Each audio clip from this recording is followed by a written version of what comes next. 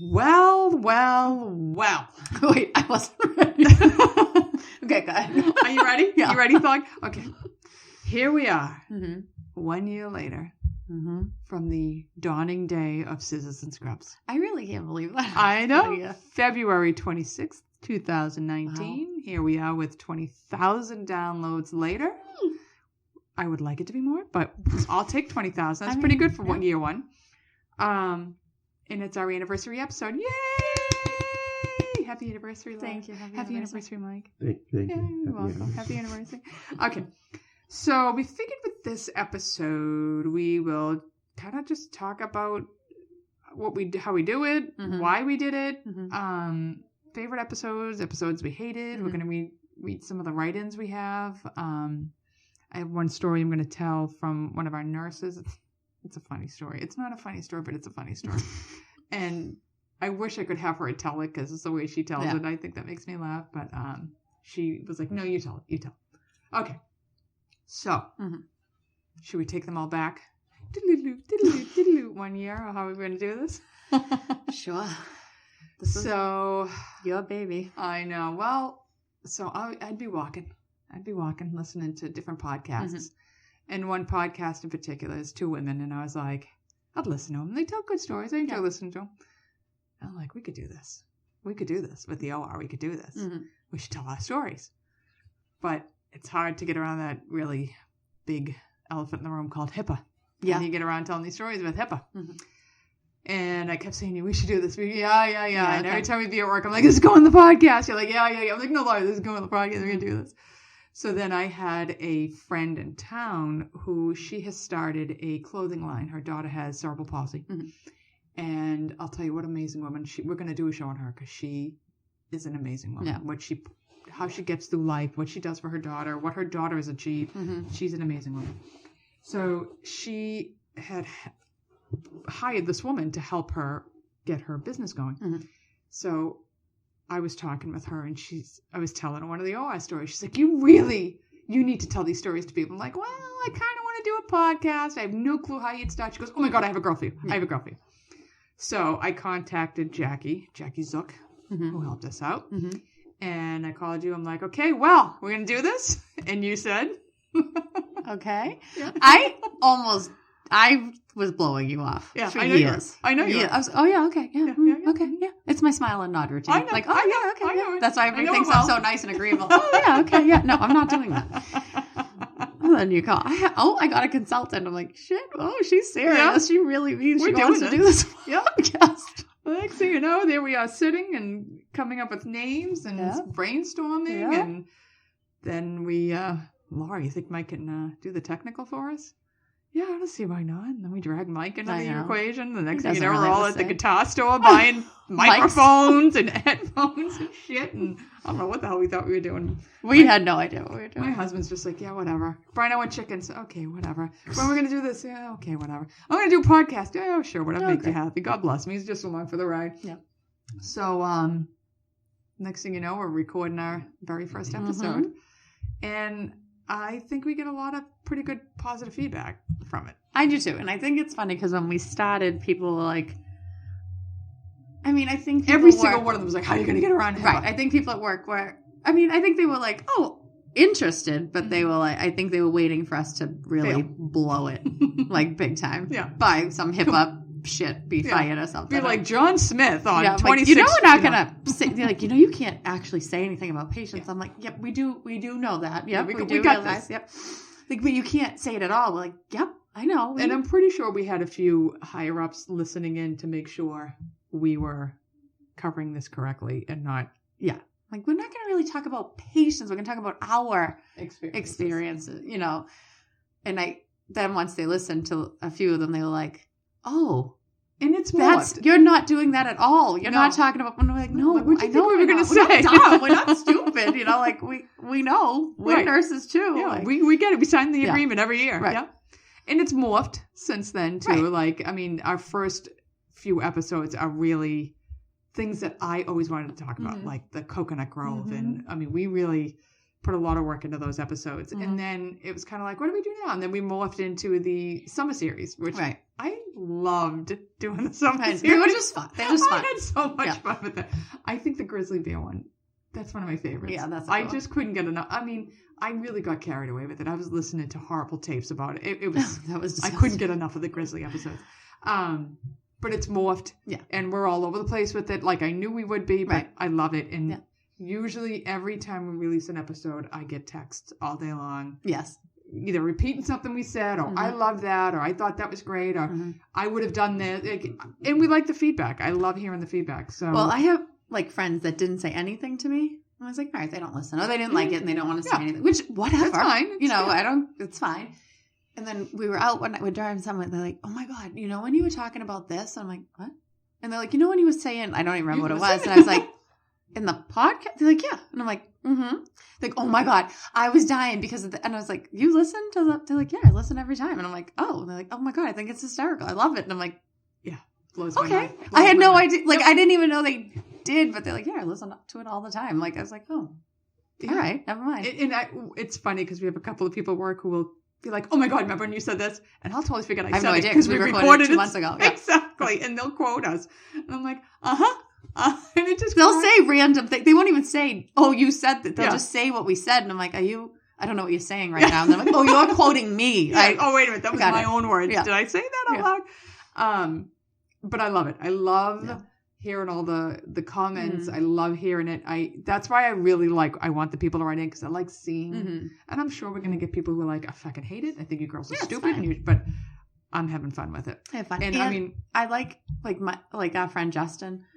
He'll write to like me and you privately or whatever on Facebook. He's like, oh, did you know that guy? So I think he listens to us and then he's interested. So he researches. And I have a lot of people doing fun. that. You know, like to me, like I'm like, oh, he would never have, not him, but anybody and wouldn't have thought like, something you haven't known before. Right. I hope I helped you out, Every time we do this, every time I learn something I didn't know before. So. And so like the biggest question I get is, will you make money yet?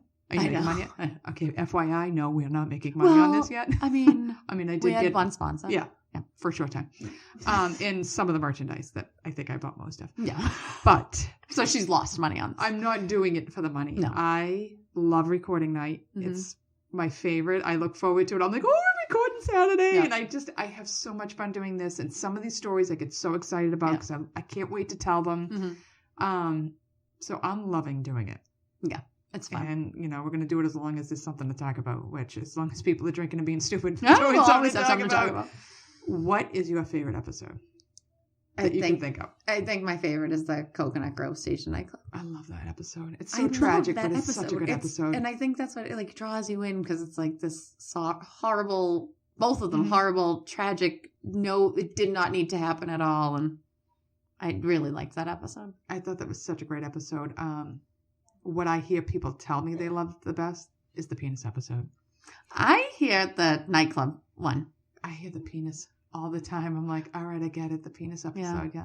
I mean, people have said that, but I'm like, I've heard, I feel like at the least nightclub the same was a heavy amount. one. That was a heavy episode. And I liked the military nurses one. I like talking about the war when, those nurses. What kind of things you want to talk about later? Like any topics like I really want to cover this. Like we're going to cover a couple, one of them on the Radium Girls. Yeah. We're going to cover it. I really have wanted to cover that for a while. Yeah, that was really interesting. I don't know. Yeah. I don't feel like I have something like I'm like, I have to do this one. I really want to do the Boston bombing. I don't know how we're going to cover that yet. Yeah. We were just talking about maybe we'll try this. I don't know, but that's one I really... A few, and people have said that to me. Like, you guys are going to do a bombing episode, right? So we all know people involved from the victim aspect to the police aspect to the doctor aspect to the nurses aspect. Right. And I think if we do it, we want to do it right. That's the hard part. So that's why if it doesn't come out this April, it might be next April. It's just trying to put it together and doing a really good job with it. Doing justice to it, yeah. Yeah, especially to Boston Girls. We have to do it right. You have to do it right. We have to do it right. Yeah. Do you have an episode you hated? Oh, wasn't just one of your favorites? I'm trying to think. don't know. I struggled with the summer barbecue episode. I struggled with it. The one we did outside? Yeah. Yeah, probably not the best one. That's probably not the best one. Yeah, I struggled with that one. I couldn't get into the info. I struggled with it. Though I do love Sam's story. Right. That's with the sparklers in her hair. And we had fun doing it. Right. I just think, and I don't know that we would have struggled, but we were doing it in front of people. Right. So it was like a whole. It was distracting. It was hard. Yeah. Yeah. It was different. I don't know. I didn't hate it. It wasn't my favorite. Wasn't my favorite. Though Sam's like, because we're giving out the stickers now. Yeah. I did give a story. Sam, your sticker's coming. I swear to God, your sticker's coming. Yeah. So, do you have a favorite write-in? Oh. I think. I don't know. I really like the Hypospadias. I was gonna say I have no idea what that means. He's peeing everywhere. Yeah, she's got her finger going back and forth while she's going. That means she's spraying. That was it. But I almost wish you could have given the Hypospadias. I wish I could have own word. done it word for word, but I couldn't. I really the rubber ducky's my favorite. Yeah, that would be it. The rubber ducky was my favorite. One.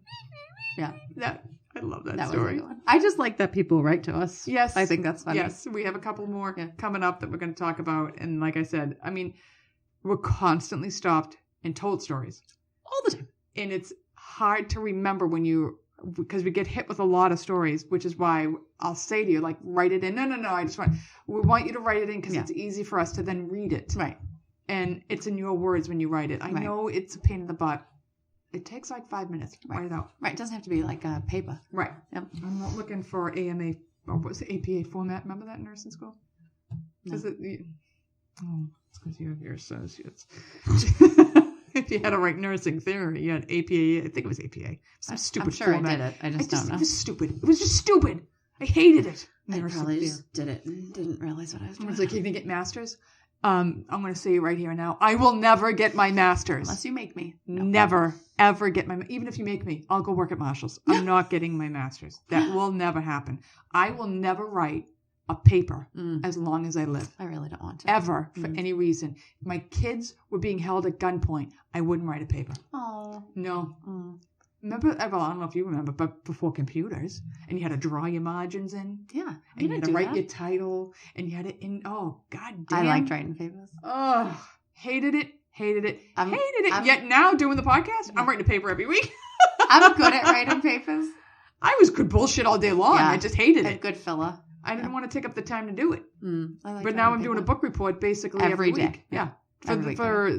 This is the tail end of a 4-episode recording. Yeah, all right. We had to write 4 episodes to get ready for this night. It was a lot of goddamn work. I'm telling you, last night I was like, I will finish it. I promise. I just 1 more hour of not doing it.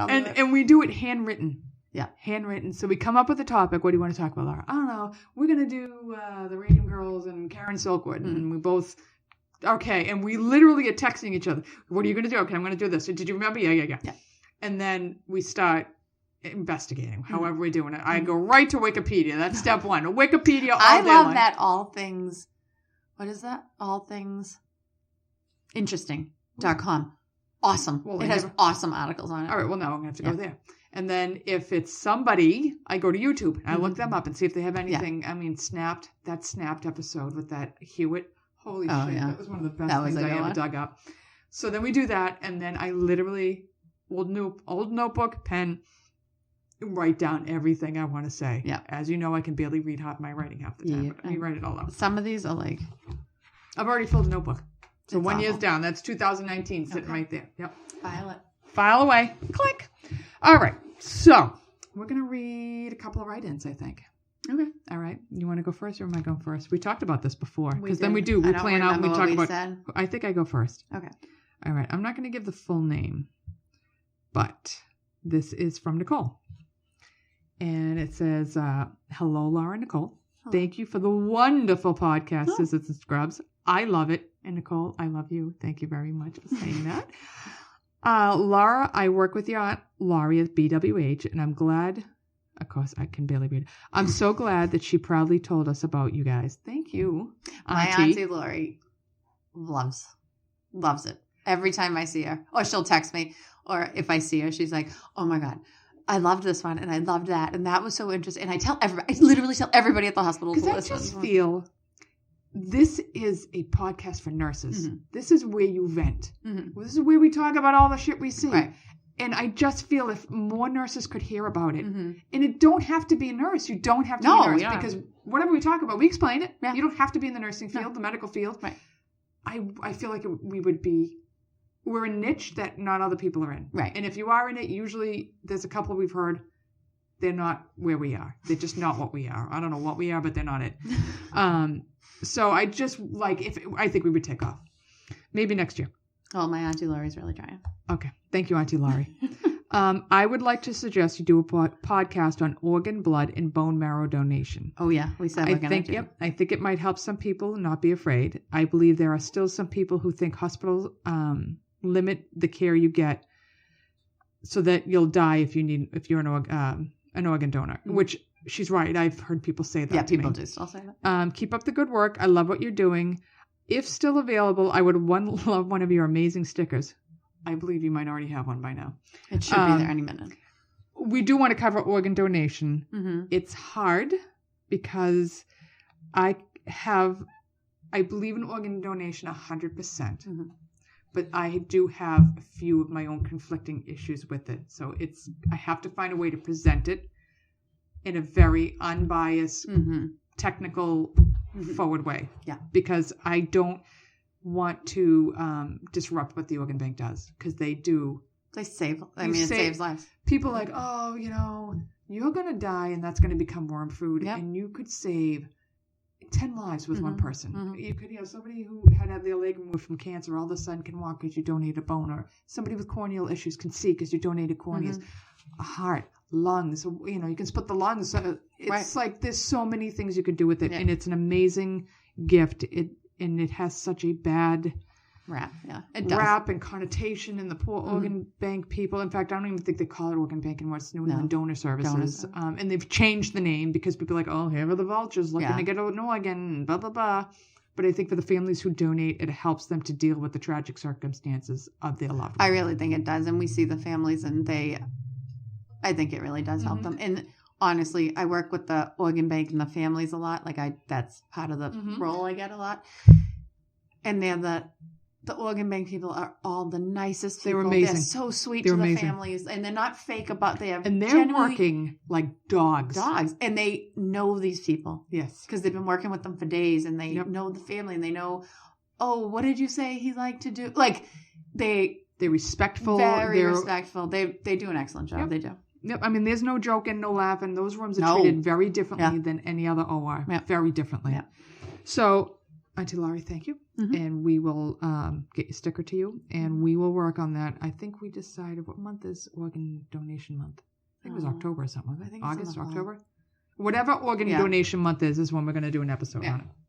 So we did hear you, and we are working on it. All right, you got another one, Laura. Okay. This is from a fellow coworker of ours that I'm not going to say her name. It's titled, My Awesome Medical Story. Dear Scissors and Scrubs. It's me. Let me just say, she's a writer. She is a very good writer. So it's a long story. Yeah. I wanted to tell you a medical story. I'm going to read this verbatim because it's funny, I think. Buckle up and hold on. You are in for a ride. Maybe. Parentheses. The year was 2010. I was living in Somerville in a 3-bedroom dilapidated house with 6 people and 1 bathroom and 3 bedrooms. One bathroom. Yeah. This was during the Great Recession when we were all very poor post-grads with no jobs except for retail or coffee shops. I shared a room with a friend. Our mattresses were on the floor pushed together. Ugh. Yeah. I believe my mattress was from the street, but who knows? Anyways. Bedbugs. Anyways, my housemate was riding his bike and got hit on the corner of Prospect Street and Hampshire Street in Cambridge and had a collapsed lung. Ooh. They took him to the hospital and had to place a chest tube. During his hospitalization, I wanted to deep clean the apartment because it was really a shithole, and considering his lungs were not in the best shape at the moment, dust and mold would likely be a problem. The shower was really super moldy, and I would clean it occasionally but give up. I can only do so much. I would be living in bleach at a biohazard. I can't even imagine. But this time I dedicated myself. I was an on and off housekeeper for years and worked with some Portuguese women from the homeland for a few years. From the homeland. I really know how to clean. I bought some Tilex, which is some yeah. great stuff for disgusting bathrooms. I scrubbed and scrubbed. Here's where things went wrong. I can tell you what's going to happen before I even read it. I was straddling the bathtub edge. Don't get any ideas, Nicole. While really Brilloing the shit out of this thing. Brilloing? Yeah. Do we even have Brillo pads anymore? I think so. While I sprayed a lot of Tilex, it was definitely sitting in it as well. Ugh. I had some real pressure on my ass from holding my core and scrubbing and using my ass as a fulcrum. Ass isn't good for that.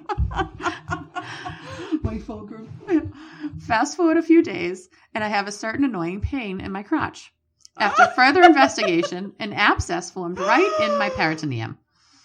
Riding my bike... Peritoneum or perineum? I think she means perineum. Okay. Riding my bike everywhere like an idiot really complicated things. I called a few people and got about their recommendations for home surgery on it. Because of the economy and my lack of money or health care, I needed to avoid going to the doctor. I didn't have one, so I'd have to go to the ER or something. This was before I worked in the medical field and before I could consult people with actual knowledge for free. A trusted friend strongly advised me not to drain it at home as she made that mistake once and ended up with an infection. Ooh. This monster of an abscess was thanks to chemical burns from cleaning the bathroom and riding my bike around after the fact. Don't mean to laugh at Jesus Christ. I know. I never claimed to be smart. So I bit the bullet and went to a hospital down the street. Yeah, Somerville Hospital? Yeah, Jesus Christ. There's nothing better than going to the ER to bear all and let everything out in the open. Well, you had to air it out a little bit. Yeah. In walks a smoking hot resident. It's always the way. And a nurse around my age to check the situation out. They really invested themselves into taking care of my crotch abscess. And all in all, it did a great job. Phew, over and done with. I vow to never straddle the bathtub while in a pool of chemicals again. Fast forward a week later, and boom, I get hit by a car. Oh, Jesus Christ. Get off the goddamn bike. Actually, I hit the car. It was freezing cold out, and my fingers were icicles because I couldn't afford anything except for the $1 gloves at CVS. But you could have used a receipt, all right? That would have covered her fingers. I might have. It was freezing cold out, but... No, wait a minute. I've already read that. I was riding back from some sort of party where I had minimal libations. Yeah, sure you did. This lady was pulling out of a side street, and I had it timed perfectly so that when she pulled out, I would pass her on the right without hitting my brakes. My fingers were frozen. So hit them anyway. Instead of pulling out, she decided she would quickly veer into the bike lane and hit her brakes. I slammed into her car and went flying off my bike. I woke up a minute later, and some old ladies were standing over me. Were they Portuguese? Were they helping her clean? The homeland. I quickly got up and jumped on my bike because that's what my now concussed brain thought I should do. The next thing I remember is pacing around in the apartment smoking a cigarette when my dirty bathroom. When my housemate asked me why there's so much blood over my legs and soaking into my socks. I think I just got hit by a car or something is my actual response. I had to go to work the next morning and I can't afford to call out. No earn time, no call outs, you don't get paid. Well, you know, coffee's a big deal. Yeah. And I was scraping by. The only way I could get as many hours as possible was to take... Go ahead. Was to take the opening shifts at Starbucks. Oh, there it is. So it's like skips paragraphs on my phone. Same here. So I'd have to wake up at 3:30 a.m. and ride my bike to Brookline. No car. Brookline. And no public you couldn't find a Starbucks closer. What? She needed the opening shifts. God bless. When I woke up, I stood up and fell over immediately into a stack of books on the ground. I continued on into the bathroom, feeling very dizzy. Well, if your bed wasn't a mattress on the floor, you would at least have had a little more room. I dropped something on the ground and went down to pick it up and slammed my head on the wall. Oh, my God. I had a giant swollen lump on my forehead. But guess what I do? I go to work. God bless. Well, needless to say, it was a disaster. They put me at the bar, where you are the one making lattes and shit, during the morning rush. That was my jam. I fucked up drinks continuously, forgetting how many pumps of caramel or flavor syrups in the cups. Skinny vanilla lattes were way too popular. I forgot what I was making in the middle of making something. My face was... I wouldn't go to Starbucks if it was the only place left on earth. I'm sorry, go ahead. I mean, I'm a dice girl. You know I'm a dice girl. I'm not paying $85,000 for a latte. I know. My face was beet red, and I didn't know why I kept fucking up. I started getting really frustrated. They pulled me off the bar, and my manager took me aside to talk to me. I didn't know what she was saying and asked, "Have you been talking to me?" She says, "Yes, you have to go to the hospital. You can't work." Oh, at least somebody had some brains. Yeah. I went back to the same hospital where I brought my abscess. Same hottie walks in. They took me right in due to my recent brain trauma. I experienced double vision, had a blind spot in my right this eye. Is Mary and Joseph. Severe headaches. You know the drill. Guess who comes in the exam room while I'm there? The honey. You got it. My abscess team. Oh, God bless. They were on so again. So they do crotches and brains. Yeah. They were on again and saw my name on the board and remember that I was the idiot abscess girl. They both walk in and wanted to know how my abscess was doing. Well, would you like to look? Yeah. It's great. You guys did an awesome job. Can we look? Well, I'm telling you, it's pretty much healed. Wow, you guys are awesome. We really want to see it. I think this is sexual harassment. I was feeling pretty defenseless at that point anyways, considering I didn't have much of a grasp on anything. Whatever. And this is how it happens. Yeah. Was it Jeffrey Epstein? Is that who was your... Whatever. They've already seen my downstairs department. Filene's basement. So I dropped my pants again. That's my long story, and I hope you liked it. I had to see a neurologist for about a year or two. I struggled with short-term memory. Know what's wrong with her. Yeah. And often got lost. I stuttered for a good long while, and when I'm tired, the stutters start coming out. Oh, my God. I had to see a neuro-ophthalmologist in Boston after I kept failing the peripheral vision test. They had me come in 3 different times to make sure it wasn't a false positive at the local eye doctor. I was just going through my papers yesterday and came across the printout of my eyeball test that was a blur in the right bottom of my right eye.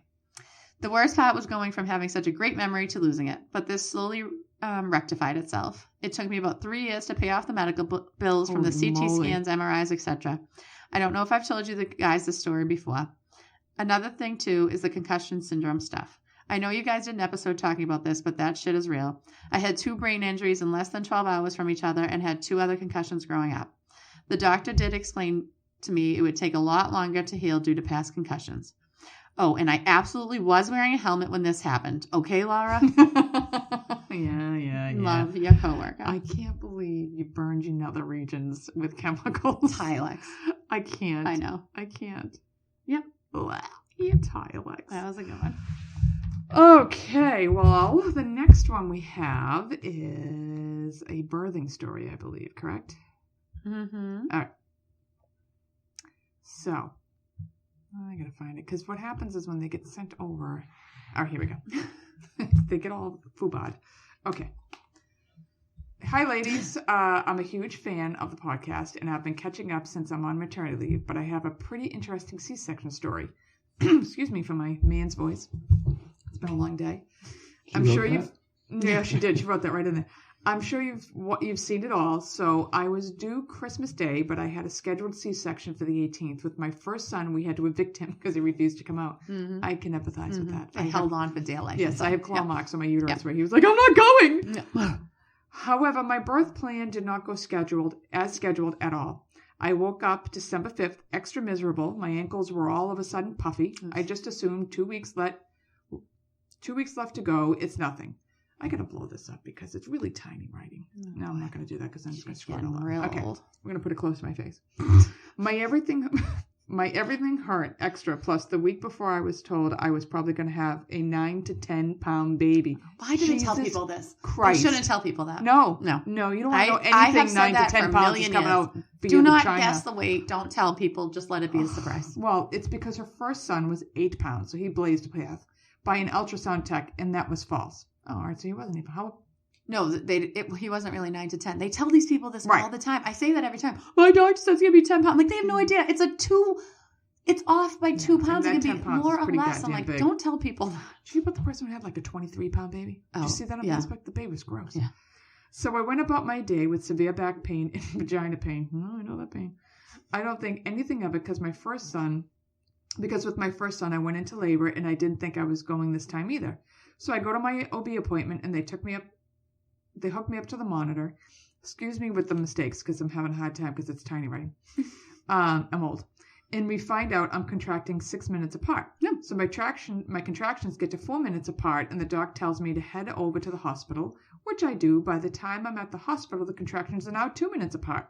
But there'll be no pushing or VBAC because he's transverse, which is fine. Because that was never something I wanted to do. So she needs a C-section because the baby's sideways. Mm-hmm.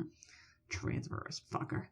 Okay, so we begin the C-section process. Now, my kids were ready to roll. They just didn't want to come out. With my first one, I had an epidural, the best thing God has ever created. But that's my input, not hers. Yes. But with this one, the anesthesiologist said she was going to give me a spinal instead. I already hate her. So I said, okay. So we're in the OR, and I'm doing that thing where you're attempting to round your back over your belly so they can get the medicine in, which is not easy to do when you're 9 months pregnant. Mm-hmm. Well, I don't know what she did, but my left leg involuntarily moves, and of course I kicked the nurse and hold on. What the fuck? You know when they say, tell us if you get a spark down your leg. No, I'm going to kick you. She sparked and sizzled right down her leg. And everyone is asking what happened. And I literally don't know. I just moved. That's what I love. Like, what did you do that for? I didn't. I just hit my nerves. Sticking something into my spine that made me do that. Dumbasses. The anesthesiologist wraps up whatever she's doing back there and I lay down. Back there. It just sounds wrong. What are you doing back there? Only the right side of my body is starting to feel numb. The left, I can feel everything and I'm starting to panic. My husband is in at this point, sitting on a stool and the curtain is up. And I'm all, hey there, I can feel my left side. And the surgeon starts doing the prick test. It's not what you think. No. Her name isn't Jenna Jameson. The prick test is where they touch you with something sharp to see how high the spinal is. Basically, they gather that the anesthesiologist hit an air pocket. I didn't know we were full of air pockets. No. Apparently, we're full of air pockets. Huh. And it only took to one side. And I'm here, full-blown panic attack, because the surgeon is all, well, it's numb, and let's go to points so we can do the surgery, because you know how they are. Let's go. Yeah. All right, it's left side. I won't work on the left side. We'll just use the right side. Yeah. And I'm thinking, please don't make me do that, this half feeling what's going on. I was thankfully not enough, so they kicked my husband out and knocked me out. However, I apparently had issues even when I was under. I kept moving, and the way the baby was positioned, they had to lift me a certain way so that the next day... I lost the last half. Hold on a second. Oh, boy. Oh, something about her anal. It's our anal episode. I lost the last half of it. So that the position, they had to lift me a certain next way, and it says something about her hemorrhoids being pregnant. Do you have the end of it? Certain was the next day. Apparently I had issues even when I was under. I kept moving. And then the way the baby was positioned, they had to lift me a certain way so that the next day... I was sore. Okay. All in my ribs and torso. But I didn't find all of that out until after the next day during rounds. So that was my crazy C-section sore. So she must have woken up sore in her ribs and her abdomen. Like, not near the C-section. She had no idea why, but it was the way they were moving her on the table. And then... Do you have something about hemorrhoids being pregnant at the end of that? Side note, she says, never laughed so hard as I did with your anal cavity episode. And I was at that moment suffering from hemorrhoids being pregnant. Oh, yeah. Hemorrhoids. She said, thanks. Eesh. They're vicious. Yeah. Those little fuckers are vicious. I didn't have those. Thank God. I bowed to them again recently. It wasn't pretty. With you? I'm telling you, I'm like a 90-year-old woman. God almighty. I couldn't sit. I couldn't think. I was like, oh my God, I might have to call out sick from work. I'm beside myself. I can't come in. I got the hemorrhoids. So she finishes up with, please share away. Yes, it was pretty horrific. My husband definitely thought I died because Logan was with him at least 45 minutes to an hour before I came back. Oh. And if you have any questions, please feel free to call me. But Logan is super cute and worth it. Yeah, that's what we all try to say. That's why they're cute. Sent from my iPhone. All right, your sticker's on the way too. That's a great story. Mm-hmm. And I'm telling you, we could go on and on. I'd love to have more pregnancy stories because we could do a whole episode on just women's mishaps during, because everybody's got a pregnancy story. Literally, everybody's got one. Yeah. All right. So am I doing this last one? Is that our boy from the South? Boy from the South, I think. Y'all. All right. Rick writes in. Rick and Morty. Hey, ladies. I just wanted to say, y'all have a great show. Y'all. You know what? They make fun of our accents because we drop the R's and we add them when they don't belong. They leave out whole words. Y'all. G. No, G. And then it makes me say the rest of the sentence as if I have a terrible Southern accent. Because now we're going to have a terrible Southern. How y'all doing? So my favorite story is from back when I was in clinical for orthotech. I was in the OR observing and already felt so out of place just watching outside of the room through a window since it was a uni knee and as students weren't allowed in uni or totals. So when they must not allow students into rooms that they're putting implants in at this hospital. Because if a joint gets infected, you're in trouble. Ugly. Here was a surgical rep inside who took pity on me and came out, gave me a book to follow along with, and explained what the steps were, which was really nice. That's nice. What was his angle? What was that rep want? I know. He was going to sell a system. The surgeon inside was notorious as a complete asshole, and at 5'6" or so had a this is going to get bad. Napoleon syndrome. Yep.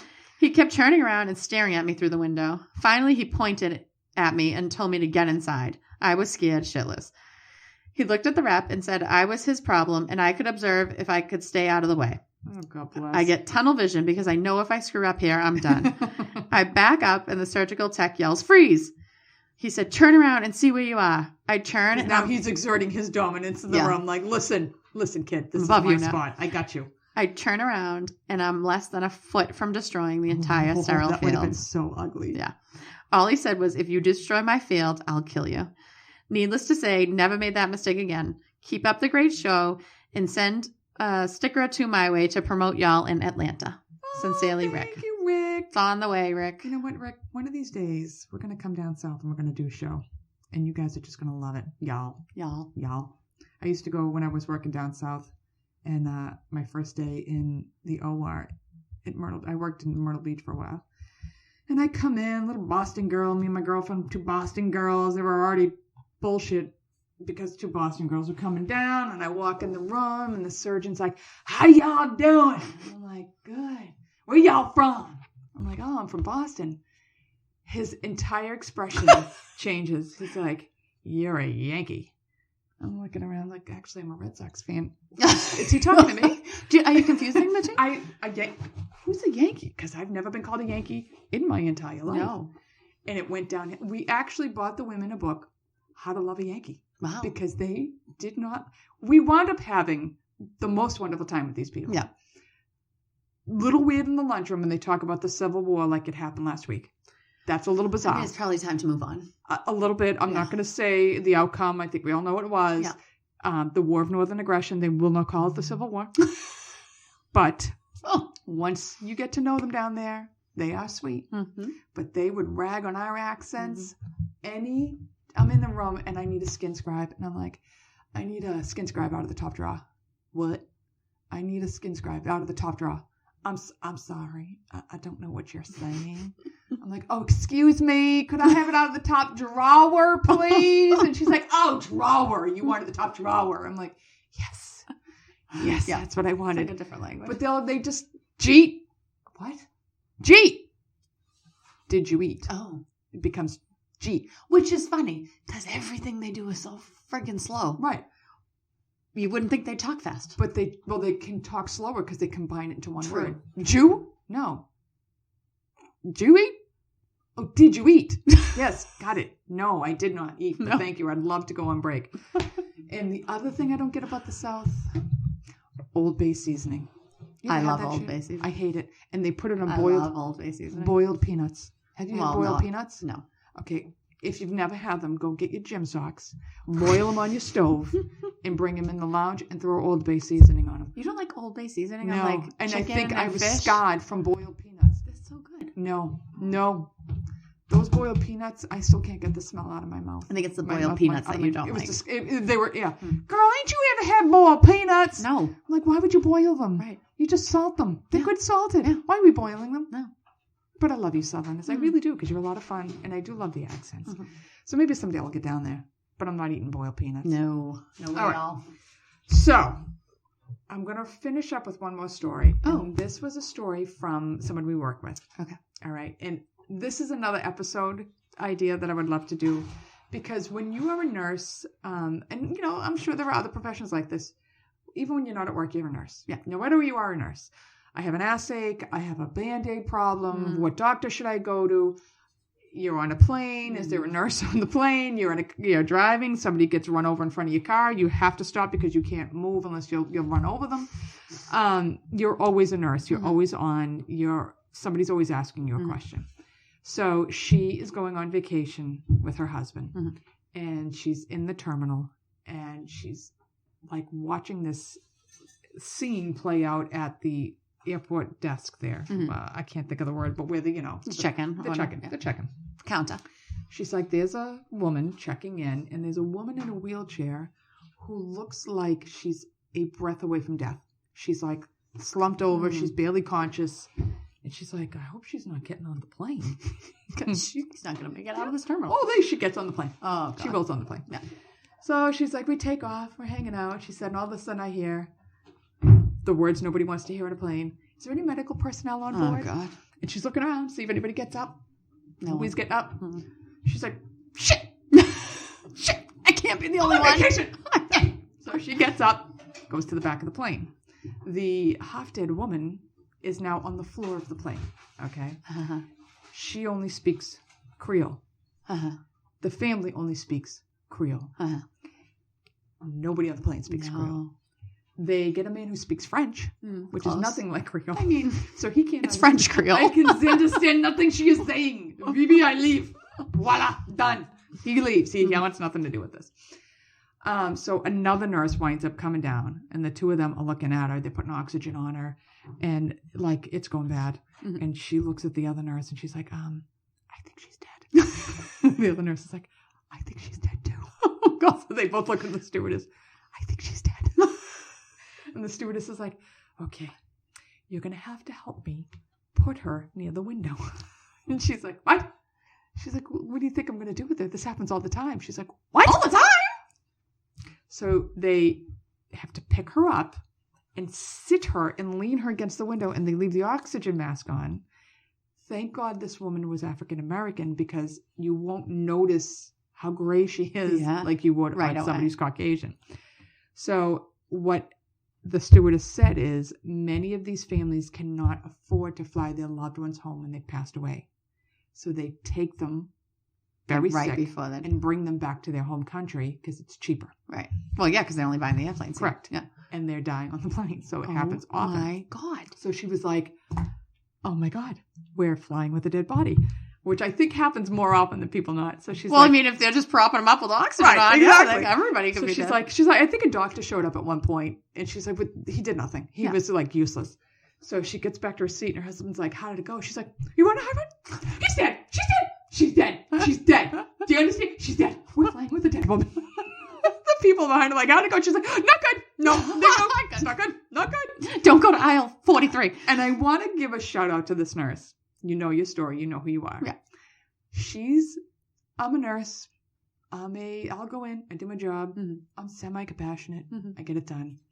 She, and there's a couple of nurses that work in her service, are the consummate nurse. Yes. She is compassionate beyond compassionate. Mm-hmm. She makes the job look easy. Mm-hmm. She knows everything. You asked me a question about policy. I'm like, oh my God. Let me look it up. No, you know your shit. I'm always like, let me ask Laura. Let me ask, I don't know. I'm like, this is what I would look do. It up for you, but I can't quote you in a second. I have to look up everything. She knows her policy. She knows her procedures. Yeah. She takes care of her patients. Mm-hmm. She's meticulous. She's an unbelievable nurse. So I want to shout out to her. Mm-hmm.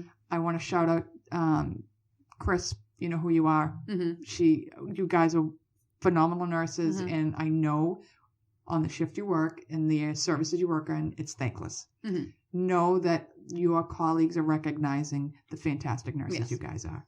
So I say that to you, and I love your story. So I think we have to send her a sticker too. Fine. I think she needs one. We should make scrub caps. We should make scissors and scrub caps. That's what I think. Okay. You wait before I'm done, dude. I'm gonna have a tattoo on my forehead. All right. Anyway.